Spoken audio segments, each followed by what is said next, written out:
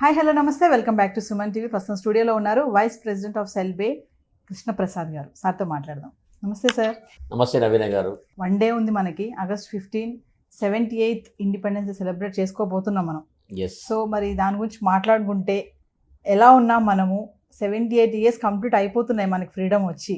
So ఎంత develop అయ్యాము growth పరంగా చూసుకుంటే, వీటి గురించి మీరు ఏమైనా మాట్లాడతారా సార్? ముందుగా సుమన్ టీవీ ప్రేక్షకులకు అండ్ అశేష భారతదేశ ప్రజానికానికి నా 78th ఇండిపెండెన్స్ డే శుభాకాంక్షలు. నవీన గారు, మన భారతదేశానికి ఇండిపెండెన్స్ అనేది చాలా పెద్ద పండుగ అండి. సో హిందువులకి బోల్డని పండుగలు ఉన్నాయి, ముస్లింలకి పండుగలు ఉన్నాయి, క్రిస్టియన్స్ పండుగలు ఉన్నాయి. సో బట్ అన్ని రకాల మతాలకి అశేష భారతదేశ ప్రజానికానికి స్వాతంత్రం అనేది గొప్ప పండుగ అండి.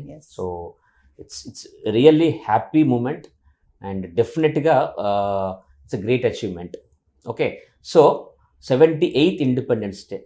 సో ఎంతోమంది వాళ్ళ లైఫ్స్ని సాక్రిఫైస్ చేసి ఓకే మన దేశానికి బ్రిటిష్ పాలకుల నుంచి మనల్ని బంధ విముక్తులు చేశారు. So it's a great achievement. Over a period of time మనం గ్రో అవుతూ వస్తున్నాము. ఎస్, మీరు అడిగిన క్వశ్చన్కి మరి ఎలా గ్రో అవుతున్నాము, అవ్వాల్సిన విధంగా అవుతున్నామా, అవ్వట్లేదా, అండ్ మన సరిహద్దు దేశాలతో పోల్చుకున్నా లేకపోతే ప్రపంచ దేశాల్లో మనకి developed countries, developing countries, under development countries, ఈ మూడు రకాలుగా మనము ప్రతి కంట్రీని మనం డివైడ్ చేస్తామండి, కేటగిరైజ్ చేస్తాం. సో ఆ ప్రాసెస్ లోపల, ఈ కేటగిరీ లోపల మనం ఎక్కడ ఉన్నాము, సో ఈ 78 years ఆఫ్ ఇండిపెండెన్స్ లోపల మనము అచీవ్ అవుతున్నామా లేదా అనే విషయాన్ని కనుక తప్పకుండా చర్చించుకోవాల్సిన అవసరం ఉందండి. సార్, ఇప్పుడు చూస్తే మనకి స్వతంత్రం వచ్చింది 1947, చైనాకి 1949, అంటే మధ్యలో 1 year గ్యాపే ఉంది. బట్ అంటే వాళ్ళతో కంపేర్ చేసుకుంటే మనం ఎంత డెవలప్ అయ్యామనుకుంటున్నారు, అంటే టెక్నాలజీ పరంగా కానీ ఏ పరంగా చూసుకున్నా? ఎస్, చైనా ఇండియా రెండింటిని వాళ్ళ గ్రోత్ రేట్ కంపేర్ చేసుకుంటే డెఫినెట్గా అది చాలా పెద్ద సబ్జెక్టు. మనం దాని గురించి చాలా కూలంకుషంగా చర్చించాల్సి ఉంటుంది. ఒక కొద్ది కాలం కనుక అంటే కాసేపు మనం చైనాతో కంపేర్ చేసుకుంటే ప్రాబబ్లీ ఈ హ్యాపీ మూమెంట్లో మనం కొద్దిగా డిసప్పాయింట్ అయ్యే అవకాశం ఉంది. కాబట్టి కాసేపు విత్ యువర్ పర్మిషన్ చైనా వాళ్ళతో కంపేర్ చేసుకోవడం పక్కన పెట్టేసేసి మనం ఈ లాస్ట్ 78 years లోపల ఎలా గ్రో అయ్యాము అని ఒకసారి మీకు చెప్తాను, చిన్న clarity. For example, before independence అంటే ఆల్మోస్ట్ వాళ్ళు ఒక 200 సంవత్సరాల పైగా వాళ్ళు బ్రిటిష్ వాళ్ళు మనకు పాలించినప్పుడు వి వర్ లూటెడ్ ఇన్ ఎవ్రీ పారామీటర్. యాక్చువల్గా భారతదేశం అనేది 1800s 1700s లోపల గ్లోబల్ జీడిపికి మన కంట్రిబ్యూషన్, ఇండియా కంట్రిబ్యూషన్ 37% ఉండేది. సో అంటే it is very very wealthy and rich country compare to all world countries. అటువంటి దాన్ని అన్ని రకాలుగా వాళ్ళు లూటీ చేసి వెళ్ళినప్పుడు ఆ టైం లోపల నిరక్షరాస్యత, ఇల్లిటరసీ, అన్ఎంప్లాయ్మెంట్ చాలా దారుణంగా ఉండే పరిస్థితి. సో ఆ టైం లోపల అప్పుడు ఉన్న మన గవర్నమెంట్, ఎవరైతే న్యూలీ ఫార్మ్డ్ గవర్నమెంట్ ఉన్నారో వాళ్ళు they have taken very good initiatives and they did many development activities. So ఆ ప్రాసెస్ తీసుకుంటే కనుక ఈరోజు to speak some few things of few good things about the country. Literacy rate, మన అక్షరాస్యత శాతం చాలా బాగా పెరిగింది, which is around 78%. And most importantly దాంతోపాటుగా ఇనిషియల్ డేస్లో అగ్రికల్చర్ మీద ఫోకస్ చేశారు. దాని గురించి వాళ్ళు ప్రాజెక్ట్స్ కన్స్ట్రక్షన్ చేశారు, రిజర్వాయర్స్ కన్స్ట్రక్షన్ చేశారు. తర్వాత we started focusing on manufacturing units, తర్వాత టెక్నాలజీ. సో ఈ ప్రకారం తీసుకుంటే కనుక మన వాళ్ళు అంటే ప్రపంచం ఏ రకంగా మూవ్ అవుతూ పోతుందో వాళ్లకు ధీటుగా ఖచ్చితంగా మన వాళ్ళు కూడా రకరకాల డెవలప్మెంట్ యాక్టివిటీస్ చేస్తూ పోతున్నారు. దాంట్లో భాగంగానే ఈరోజు తీసుకుంటే నేను చెప్పిన ప్రకారంగా literacy rate, which is very very important, సిగ్నిఫికెంట్గా గ్రో అవుతూ వస్తున్నది. సెకండ్ పాయింట్, మోస్ట్ ఇంపార్టెంట్లీ ఇవాళ కంప్లీట్ ప్రపంచం అంతా టెక్నాలజీ వైపు మూవ్ అవుతున్నది. సో టెక్నాలజికల్ అడ్వాన్స్మెంట్ ఉంటేనే మనం గ్రో అవుతాం. సో టెక్నాలజికల్ అడ్వాన్స్ తీసుకుంటే కనుక ఈరోజు మనది మొబైల్ డేటా పెనట్రేషన్ చాలా పెరిగింది. ఒక 15 సంవత్సరాల కింద తీసుకుంటే అంటే అరౌండ్ 2005-2008 టైంలో చూసుకుంటే కనుక మన mobile population density was around 6 to 7%. Today it is more than 70%. అంటే టెక్నాలజికల్ పరంగా కూడా మనకి గ్రోత్ అనేది వస్తూ ఉంది. అండ్ డేటా అంటే మనం నెట్వర్క్ యూజ్ చేసి చూస్తారు కదా, అది చాలా ఇంపార్టెంట్ ఉంది. సో అది కూడా రూరల్ పెనిట్రేషన్ కూడా బాగా పెరిగింది. సో టెక్నాలజికల్గా తీసుకుంటే కూడా మన India par with, if not par with, but సిగ్నిఫికెంట్గా గ్రో అవుతూ వస్తున్నారు. సో టెక్నాలజీ పరంగా చూసుకుంటే Yeah. మరి చాలా వచ్చింది, టెక్నాలజీ యూజ్ చేస్తున్నారు. Yeah. ఎంతవరకు మనం యూజ్ చేస్తున్నాం అంటే మన యంగ్స్టర్స్ కానీ ఇప్పుడు జనరేషన్ వాళ్ళు కానీ చూసుకుంటే మనకున్నటువంటి టెక్నాలజీని అసలు యూజ్ చేస్తున్నారు అంటారా?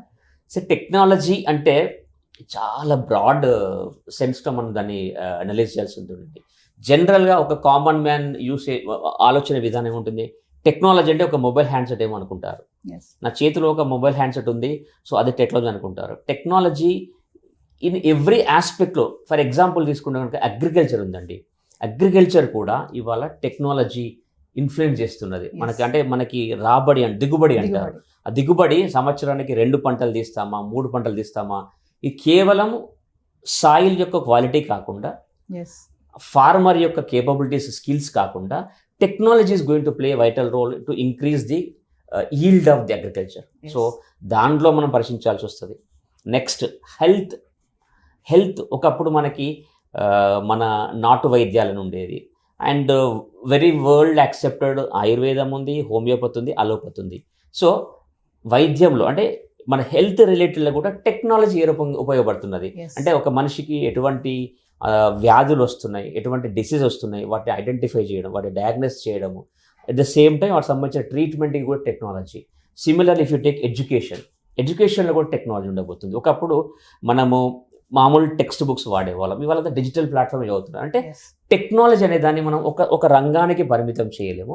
ప్రతి రంగంలో అంటే ఒక మనిషి మార్నింగ్ లేచిన దగ్గర నుండి నైట్ సాయంత్రం పడుకునే వరకు ఆయనకు ఎటువంటి కార్యక్రమాలు, ఎటువంటి యాక్టివిటీస్ ఇన్వాల్వ్ అవుతారో ప్రతి యాక్టివిటీ లోపల టెక్నాలజీ అవసరం ఉంటుంది. సో కాబట్టి ఆ ప్రకారంగా తీసుకుంటే కనుక yes, we are aligning our self, మనకు మనం అలైన్ అవుతున్నాము, గ్రో అవుతున్నాము, కానీ ఇంకా చాలా ముందుకు పోవాల్సింది ఉంది. సో కామన్గా ఒక క్వశ్చన్ అడుగుతాను నేను. ఇప్పుడు స్వతంత్ర అప్పుడు యోధులు గురించి చెప్పుకున్నారు, కొంతమంది ఉన్నారు, అమరవీరులు అయితే కొంతమంది ఉన్నారు. అందులో గాంధీ గారు తీసుకుంటే, గాంధీ గారు ఒక మాట అన్నారు కదా, మనకి స్వాతంత్రం అనేది ఇది కాదు, ఒక స్త్రీ అర్ధరాత్రి స్వతంత్రంగా తిరగలిగినప్పుడే మనకి స్వాతంత్రం వచ్చింది అని చెప్పేసి అన్నారు కదా. మరి 78th ఇండిపెండెన్స్ చేసుకోకపోతున్నాం మనము, కానీ ఇప్పటికీ కూడా స్త్రీకి స్వాతంత్రం వచ్చిందంటారా? మీరేం చెప్తారు అసలు? చాలా టఫ్ క్వశ్చన్ అడిగారు మీరు. అంటే ఏ విధంగా చూసుకున్నా, ఆల్ రౌండ్లో చూసుకున్నా ఆ ఫ్రీడమ్ ఎనాలిసిస్ అనేది కామన్గా అయితే ఇప్పుడు ప్రజెంట్ ఉమెన్స్ పట్ల జరిగే అట్లా చూసుకుంటే. సో మీరు అడిగిన క్వశ్చన్కి కొద్దిగా లోతుగా మనం కనుక అనలైజ్ చేస్తే ఫస్ట్ మనము స్వాతంత్రం అంటే ఏంటో అర్థం చేసుకోవాలి. స్వాతంత్రం అంటే ఏంటో అర్థం చేసుకోవాలి. స్వాతంత్రం అంటే this is my perception. So I may be right to others or I may be wrong to others, but as per my perception స్వాతంత్రం అంటే, ఫ్రీడమ్ అంటే నాకు నచ్చినట్టుగా బ్రతకడము, ఇంకొక వాళ్ళకి ఇబ్బంది కాకుండా, దట్ ఈస్ స్వాతంత్రం. సో ఈ ప్రాసెస్ లోపల ఆడవాళ్ళకి స్వాతంత్రం వచ్చిందా, అర్ధరాత్రి ఒంటరిగా నడిచి వెళితేనే ఆడవాళ్ళకి స్వాతంత్రం వచ్చింది అని మనం డిఫైన్ చేస్తే I cannot really say anything the point. ఈరోజు కనుక మనం ఒక్కసారి ఆ విషయాన్ని పక్కన పెట్టి మన మేల్ డామినెంట్ సొసైటీ లోపల ఈరోజు కనుక ఉమెన్ రోల్ తీసుకుంటే కనుక there is a great improvement. ఈరోజు ప్రతి ఇంట్లో కూడా ఆడవాళ్ళు చాలా బాగా చదువుకుంటున్నారు. They are getting in to businesses, they are getting in to very big jobs, they are in to మన డిఫెన్స్లో ఉన్నారు. So what I'm trying to say, ఒకప్పుడుతో పోల్చుకుంటే కనుక ఈరోజు లేడీస్ ఉమెన్ ఒక రోల్, ఒక పాత్ర అనేది కేవలం ఒక ఇంట్లో ఉండే ఒక హోమ్ మేకర్లా, ఒక అమ్మ పాత్రే కాకుండా ఇంకా చాలా రకాల పాత్రలు తను పోషిస్తున్నది. It's a significant improvement. So మనం ఏం చేద్దాము, గాంధీ గారు చెప్పారు, 100% ఒప్పుకుంటాను నేను, అర్ధరాత్రి ఒక ఉమెన్ స్వతంత్రం తిరిగింది, ఎటువంటి ఇష్యూ లేకుంటే స్వతంత్రం అనుకుందాము. అట్ ద సేమ్ టైం దాంతో పాటుగా ఎన్నో రకరకాల రంగాల లోపల వాళ్ళు రాణిస్తున్నారు, and in fact they are leading. So మీ క్వశ్చన్కి నేను సూటిగా ఆన్సర్ చెప్పకపోవచ్చు, కానీ నా ఆన్సర్ వచ్చేసి మాత్రం ఈరోజు కనుక తీసుకుంటే మేల్ కంటే కూడా probably women are playing equal significant role on కొన్ని ఏరియాలో they are playing superior role than men. So ఖచ్చితంగా. సో అది మీరు డిసైడ్ చేయాలి ఇంకా. సో ఏదైనా మీరు కొంచెం అంటే చమత్కారంగా చెప్తున్నారు, చెప్తున్నారు, వచ్చింది అన్నట్టు రానంటట్టుగా చెప్తున్నారు. బేసికల్ ఎలా ఉంటుందంటే మేడం నవీన గారు, గ్రోత్ అనేది ఎలా ఉంటుందంటే కంపారిజన్ తో వస్తుంది. వీడు నాకంటే బలంగా ఉన్నాడు అంటాం మేము, ఓకే, వీడు నాకంటే ఎత్తుగా ఉన్నాడు అంటాం, అంటే నాకంటే అంటే కంపారిజన్ వస్తున్నది. ఆ గ్రోత్ అనేది ఎలా మనము మెజర్ చేస్తాము, కంపేర్ చేసి మెజర్ చేస్తాం. సో సిమిలర్లీ వీళ్ళు తీసుకుంటే, విమెన్ గురించి తీసుకుంటే కనుక ఒకప్పుడు ఎలా ఉండేది, ఇప్పుడు ఎలా ఉంది, there is significant growth, there is significant improvement. So కాబట్టి అర్ధరాత్రి స్వతంత్రం వచ్చిందా లేదా అని క్వశ్చన్ చేసుకోవడం కంటే కూడా ఏ రకంగా రాణిస్తున్నారు, వాళ్ళ రోల్ ఎంత సిగ్నిఫికెంట్ గా మన కంట్రీ కొరకు ఉందని ఊహించుకుంటే కనుకుంటే చాలా బాగుంటుంది. సార్ ఇంకొకటి చూసుకుంటే ఫైనల్ గా ఇప్పుడు 78th ఇండిపెండెన్స్ సెలబ్రేట్ చేసుకుంటున్నాం మనము. ఇప్పుడు మామూలుగా జనరల్ గా ఏంటంటే మనకు స్వతంత్రం వచ్చింది, రేపు August 15 ఇండిపెండెన్స్ డే అని అంటా ఉంటారు కదా, చాలా టాక్స్ వస్తూ ఉంటాయి. దాన్ని ఎలా మనం ఫీల్ అవ్వాలి అంటే ఏం చెప్తారు ఫైనల్ గా మీరు? ఇండిపెండెన్స్ డే అనేది, స్వతంత్రం అనేది ఒక ప్రైడ్ మూమెంట్ అండి. అంటే ఒకనొకప్పుడు మన భారతదేశం ప్రపంచ దేశాల్లో గర్వించదగ్గ దేశంగా ఉండేది. స్కిల్ సెట్స్ కానివ్వండి, లేకపోతే అగ్రికల్చర్ ఈల్డ్ కానివ్వండి, మనది వజ్రాల ఏమంటారు రాసులు మన దేశంలో ఉండేది. It's very prospering country across the globe ఉండేది. అటువంటి టైంలో సో మనము we are looted by many countries. ఇనిషియల్గా మొఘల్స్ వాళ్ళంతా వచ్చారు, తర్వాత బ్రిటిష్ వాళ్ళు వచ్చారు.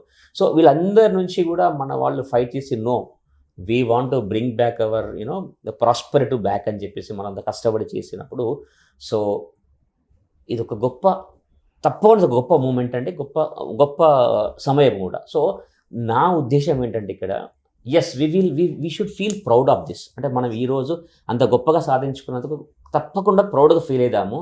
కానీ అంతకంటే ఎక్కువ నా ఉద్దేశం ఏంటంటే ఒక బాధ్యతగా ఫీల్ కావాలి. It's a responsibility. స్వాతంత్రం అనేది ఒక రెస్పాన్సిబిలిటీ. సో జనరల్గా ఏం చేస్తారంటే ఒక చిన్న ఒక మామూలు మన సైకాలజీ ఏమిటంటే ప్రతిదానికి నాకేమి ఇచ్చారు మాట్లాడతారు, బట్ నేనేమి ఇచ్చానో ఆలోచించాలి. ప్రాబబ్లీ అది బాగా పెద్దగా అనిపిస్తుందేమో, ఇట్ సౌండ్స్ వెరీ బ్రాడ్.